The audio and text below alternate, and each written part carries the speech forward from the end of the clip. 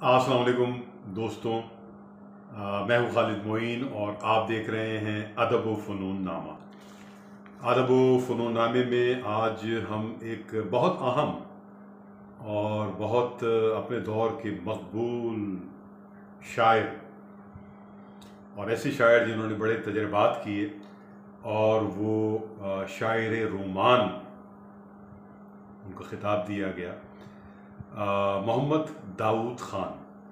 जी हाँ, मोहम्मद दाऊद ख़ान से आप नाम सुनकर ज़रा सा चौंके होंगे, लेकिन अगर आप शेर व अदब से ज़रा सा भी शगफ़ रखते हैं तो आपने मोहम्मद दाऊद ख़ान की शायरी, उनकी नज़में, उनकी गज़लें और उनका जो ख़ास तरह का शोहरत रही शेर व अदब में, उससे आप ज़रूर वाकिफ़ होंगे। मेरी मुराद जो है मोहम्मद दाऊद ख़ान यानी अख्तर शिरानी से है। जी हाँ, तो अख्तर शिरानी का नाम आपने यकीनन सुना होगा, आपने उनका कलाम भी पढ़ा होगा। अख्तर शिरानी 4 मई 1905 को टोंक में पैदा हुए, राजस्थान, और फिर वो, लेकिन सारी ज़िंदगी उनकी लाहौर में गुजरी। वो लाहौर आ गए थे और वहीं उनका क़याम रहा और 9 सितंबर 1948 में उनकी वफ़ात हो गई। 43 साल की ज़िंदगी समझिए कि उन्होंने गुजारी, और ये ज़िंदगी इतनी कम क्यों रही। अच्छे लहीम शहीम आदमी थे, लेकिन वो एक शगल जो है उनका, वो मैनोशी का शुरू हो गया था और जो आखिरी वक्त तक जारी रहा, उसने उनको तबाही के दहाने तक पहुंचाया। उनके वालिद बहुत पढ़े लिखे आदमी थे, आलिम आदमी थे, हाफिज़ महमूद शिरानी। उनका भी खासा काम है शेर व अदब में। ओरिएंटल कॉलेज लाहौर में वो फ़ारसी पढ़ाते रहे और बेटी की नालायकी से ज़ाहिर है कि बहुत ज़्यादा मुतनफ़िर हो गए थे, और एक वसीयत जो उन्होंने की थी वो ये थी कि अगर मैं मर जाऊं तो मेरे जनाजे पर मेरा बेटा जो है, यानी मोहम्मद दाऊद ख़ान अख्तर शिरानी, वो शिरकत ना करे। अख्तर शिरानी अपने वालिद से ज़ाहिर है बहुत मोहब्बत भी करते थे, उससे डरते भी थे, लेकिन ज़ाहिर है जो उनका अपना एक ज़िंदगी का उन्होंने तरतीब और बना ली थी, उससे भी वो पीछे शायद नहीं हट सकते थे। शुग़्ल मैनोशी उनका जो है वो तो हमा वक्त एक तरह से जारी रहता था। एक वाक़या ये भी है कि एक बार उनके वालिद सामने से आ रहे थे और ये गुज़र रहे थे, तो इन्होंने, और ये ड्रंक थे, तो उन्होंने देखा कि वालिद आ रहे हैं, तो देखा कि करीब में एक गडर है, तो ये उसमें चले गए, कूद गए या उतर गए ताकि वालिद की नज़र इन पर ना पड़े, और इस हाल में जिस हाल में वो हैं, तो ये भी एक सादतमंदी की मैं समझता हूँ इंतहा है। अख्तर शिरानी जो हैं वो शायर रोमान हुए, और ये वो दौर है जब मुख्तलिफ़ नज़रियाती शायरी जो है वो भी ज़ाहिर हकीकत पसंदाना शायरी का डोल भी डला हुआ था, जो अल्ताफ़ हुसैन हाली डाला हुआ था, और फिर उस ज़माने में नज़में भी हकीकत पसंदाना और मौज़ूआती नज़में भी कही जा रही थी। मोहम्मद हुसैन आज़ाद और हाली साहब और लोग, वो लाहौर में भी और यहाँ भी। तो दूसरा जो है वो फिर तरक्की पसंद तहरीक भी शुरू हो गई, तो 1936 में।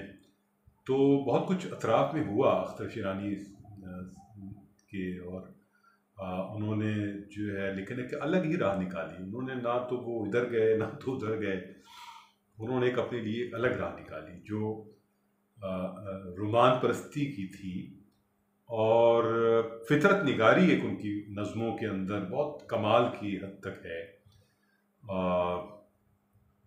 अरबी और फ़ारसी के का जो इल्म है उनके पास था, और अंग्रेज़ी की इस्तिताअत भी थी उनमें। तो उन्होंने एक नए अंदाज़ की शायरी शुरू की, और जो बहुत बड़ा काम किया उन्होंने वो ये कि हकीकी रोमांस लिखा, जो ज़िंदगी में उनके रोमांस था हकीकी तौर पर, वही उन्होंने अपनी नज़मों और गज़लों में लिखा, नज़मों में ख़ास तौर पर। और बाज़ फ़र्ज़ी किरदार भी लिखे उन्होंने, जैसे सलमा, और इस तरह के चंद और नाम भी उन्होंने बराह रास्त लिखे। पहली बार उर्दू शायरी में ऐसा हुआ कि महबूब जो है वो 7 पर्दों से निकल कर और अलामतों और अख्तियारों से निकल कर बराह रास्त जो है वो शायर के गिरफ्त में आया। एक जीता जागता गोश्त पोस्ट का महबूब, जिसके साथ उसका रोमांस है, जिसके साथ उसने वक्त गुजारा है, जो शायर उसकी नफ्सियात समझता भी है अपने महबूब की, और महबूब की जो ख्वाहिशात हैं, महबूब की जो ख़ूबसूरतियाँ हैं, नज़ाकतें हैं, उसकी जो शख्सियत की गहराइयाँ हैं, उनको भी जानता है। ये सारा कमाल जो है वो उर्दू शायरी में पहली बार अख्तर शिरानी साहब ने किया, और इसीलिए उर्दू अदब में उनकी बहुत ज़्यादा अहमियत है। आप ये समझिए कि फैज़ अहमद फैज़ अपनी नौजवानी में और नून राशिद अपनी नौजवानी में वो बहुत ज़्यादा एक सतह पर मुतासिर रहे अख्तर शिरानी से, उनसे मुलाकातें भी करती रहे। तो अख्तर शिरानी का असर जो है अपने हमअसरों पर, जूनियर्स पर बहुत ज़्यादा पड़ा उस वक्त, और वो बहुत ज़्यादा फैशन में आ गए थे अख्तर शिरानी। और अख्तर शिरानी को जो है लोग उनको बहुत ज़्यादा चाहते थे, और जिन रसाइल में उनकी चीज़ें शाया होती थी उन रिसालों की इशाअत की तादाद बढ़ जाती थी। और वो लाहौर में तन्हा ही रहते थे, तो उनका जो घर था वो एक होटल के ऊपर शायद उनका एक कमरा था, और वहाँ से जो होटल से खाना आ जाता था, फिर दो सहबाब वहाँ चले जाते थे, और शुगल मैनोशी भी शाम के बाद सबका शुरू हो जाता था, और गुफ्तगू और चीज़ें और बहुत सारी बातें।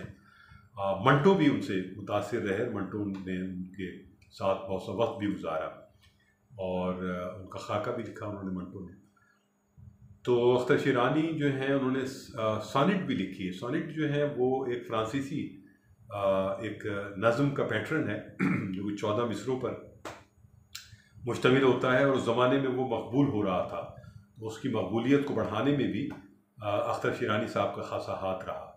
और उस 12 मिसरे तो सोनेट के और तरह से चलते हैं, लेकिन आखिर में 2 मिसरे होते हैं जो कि मतले के तौर पर होते हैं, उसमें वो सारी जान होती है, और उसमें गुरेज भी होता है, और एक नई बात भी की जाती है। तो सोनेट का डोल जो है वो डलता तो रहा, लेकिन ये है कि वो एक ख़ास वक्त के बाद फिर आगे जो है वो नहीं बढ़ सकी। जैसे हाइको भी एक ख़ास वक्त तक ज़रूर चली, जब तक जापान कौंसलेट जो है वो उसमें हेल्प करती रही, और उनके मुशायरों में एक अच्छा मुआवजा भी शोरा को मिलता रहा। कुछ लोग जापान गए भी, कुछ लोगों ने जापानी ज़ुबान भी सीखी, लेकिन वो ज़्यादा चला नहीं फिर मामला। और फिर अब तो उस ज़माने में किताबें भी आई, बहुत कुछ हुआ। इसी तरह सोनेट के साथ भी है, बहुत सारे लोगों ने लिखा, उसको बाद में भी लिखने की कोशिश की, लेकिन वो चला नहीं मामला।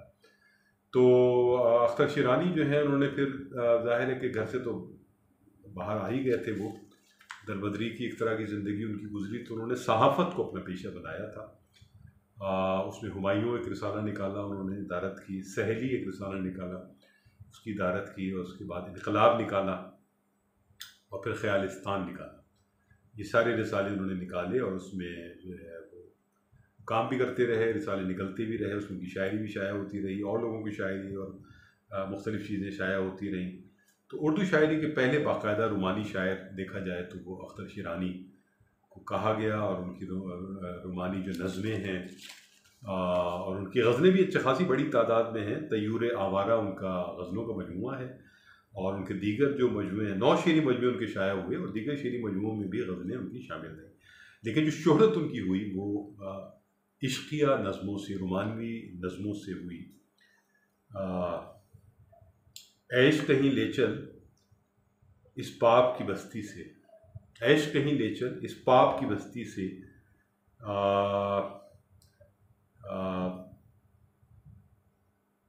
फितरत गहे आलम से, लानत गहे हस्ती से,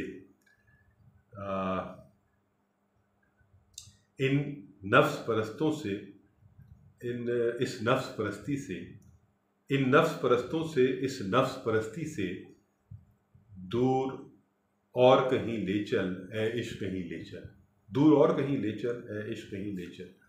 एक और नज़्म है उनकी, मेरे सलमा मुझे ले चल तो इन रंगीन बहारों में, मेरी सलमा मुझे ले चल उन रंगीन बहारों में जहाँ फितरत मचलती है बहकते अब्र पारों में, जहाँ फितरत मचलती है बहकते अब्र पारों में, बहिश्तों की लताफत है जहाँ की जिंदगानी में, बहिश्तों की लताफत है जहाँ की जिंदगानी में, मज़ा आता है कौसर का जहाँ के सादा पानी में। एक पहलू तो उन्होंने यहाँ भी पैदा किया। खुदाई हुस्न उड़ियाँ है जहाँ की नौजवानी में।